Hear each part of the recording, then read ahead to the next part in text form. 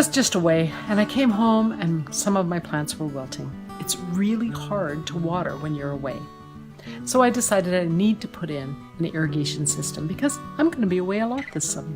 A drip system will let the plants be evenly watered all the way down the row. So one won't be overwatered, another one underwatered. They'll all get the same amount of moisture. And a drip system doesn't waste a lot of water. I'm going to put it on a timer, and that timer will just give it a few minutes a day, and then I don't have to worry.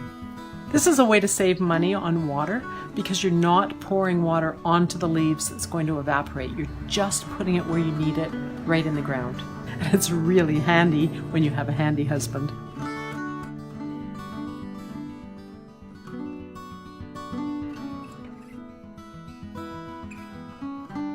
So I've been cutting back these tomatoes in the greenhouse today to really get them to grow, and then I noticed something really interesting. The cabbages that are planted beside the other tomatoes have been stealing the food and the water from the other tomatoes.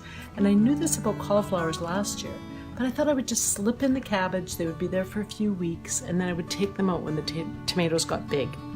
As it turns out, the tomatoes are not getting big. On my left-hand side, the tomatoes are over my head. There are no cabbages in that bed.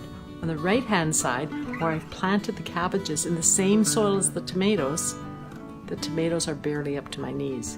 So I think what's happening here, first of all, I know what's happening.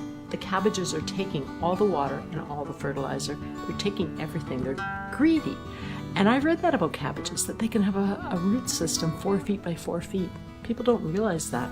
So these cabbages are stealing all the nutrients from the tomatoes, and those tomatoes will catch up, I hope, when I take out the cabbages. But right now, they're far, far behind the ones on the left that are almost, well, they're already bearing fruit, and that fruit is almost ripening.